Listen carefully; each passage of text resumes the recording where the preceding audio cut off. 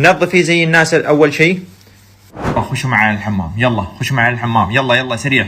أيوه تعال. واو، أطفال أربياء صغار لا يعلمون شيئا، شوفوا كيف يلعبون، هم فقط يلعبون، ما في شيء، ما في شيء زائد.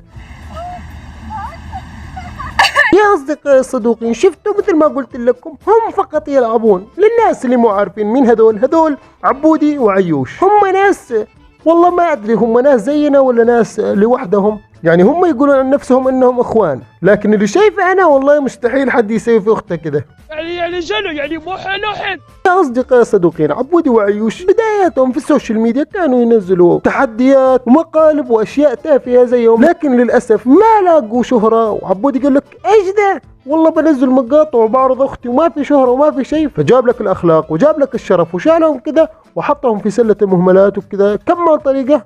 ايه القرف ده يا جدعان، في ايه؟ عبودي وعيوش يا اصدقائي الصدوقين بلشوا يرتفعوا كذا مستويات، بيرتفعوا ليفل اعلى وبلشوا ينزلوا مقاطع نقدر نقول مشبوه فيها، ما نتهمهم بشيء، نحن نشوف ونقيم هم ايش مسوين. والله لا انا بشكلك عبودي. هذا المخلوق على قد ما ينزل مقاطع تافهه زيها وزي شكله، يعني حتى في مواقع السوشيال ميديا ما تلاقي له مقاطع، عنده موقع خاص فيه. موقع ايش؟ موقع لتعليم كيف تكون اخ. أختي تتمرن 3 دقائق لأنها متينة من ورا شوي، وأخويتي تتمرن 2 دقيقتين لأنها نحيفة من ورا شوي. هذا الفرق، لازم تتعلمون مني، أنا المدرب. لا ما يصير كذا يا عبودي، هذه أختك، ليه كذا تشوفنا أختك؟ ليه مسوي كذا في أختك؟ خلاص يا اخي خلاص. ايش ده يا ايها المخلوق التافه الفاشل المنحط اللي ما عندك اخلاق بريئة. هحاول امسك نفسي وما انقهر زيادة عشان نشوف باقي المقاطع، لكن يا اصدقائي الصدوقين بس انقهرت كذا بفصل المقطع. أوه هذا إيش؟ هذا إيش؟ هذا موز. هذا إيش؟ موز. هذا إيش؟ يا ايها الاشنخ الافنخ، موز، بقول لك موز. والله بلشت اشك فيك انت، مرة تطلع عيوش كذا ومرة ماسك لي وتقول لي هذا ايش، ولك موز. خلي نشوف المقطع اللي بعده. هذا إيش؟ هذا خيار. هذا إيش؟ خيار هذا إيش؟ خيار يا ايها الاشنخ الافنخ، خيار. ايش بك انت؟ والله شكلك بتحب الفاكهة كثير. خلينا نشوف نسوي ايش في الخيار. استنوا شوية ليه نظلمه، يمكن ياكل خيار الزلمة. هذا إيش؟ هذا تحدي الخيار يعني استلام اليوم.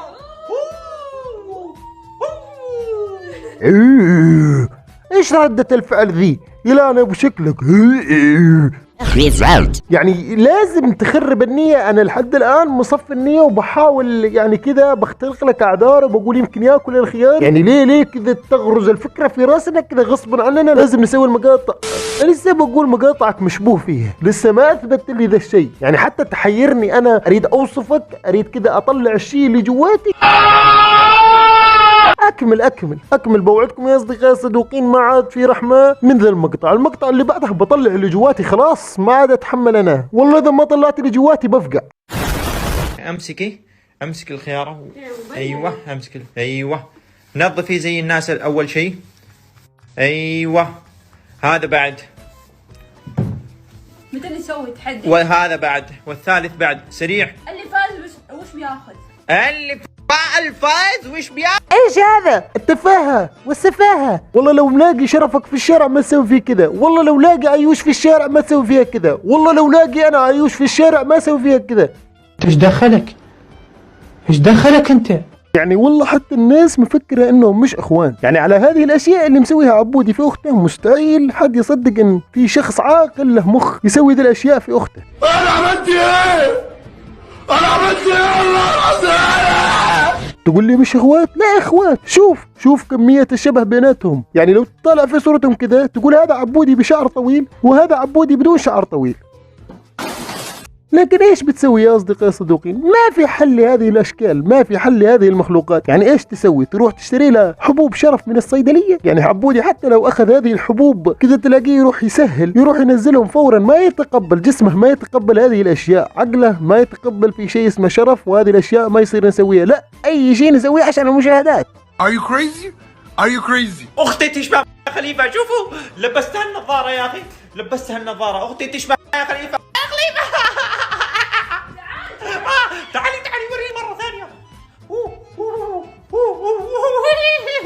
بس عندي سؤال واحد بس، سؤال واحد اتمنى عبودي تجاوب علي. انت لما صورت ذا المقطع مع اختك ما قلت لها مايا خليفه هذه بتسوي ايش؟ لا. ما قلت لها هي بتشتغل ايش؟ لا. يا اخي والله انت وصلت للدناءه، يعني حتى بطل في مشبوه فيها المقاطعك اكيد. انا لما شفت ذا المقطع كل الطاقه اللي جواتي وكل الضغوط اللي انا بعيشها كذا حبيت افرغها بهذا المكان.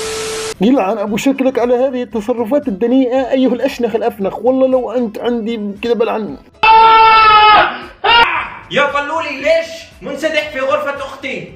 قوم قوم من غرفة أختي، يلا تعال هنا، تعال يا طلولي.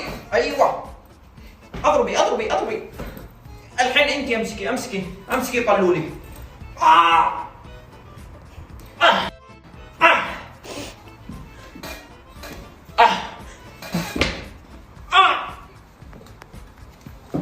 قصدك شيء شفته في هذا المقطع انك مشبه طلولي بالنمر، طلولي نمر، طلولي اسد، طلولي مخلوق يكفي انه يا اخي طلولي، يا اخي انت قاعد تتكلم عن طلولي لكن يكفي انها مش خنزير مثلك يا خنزير يلعن ابو شكلك.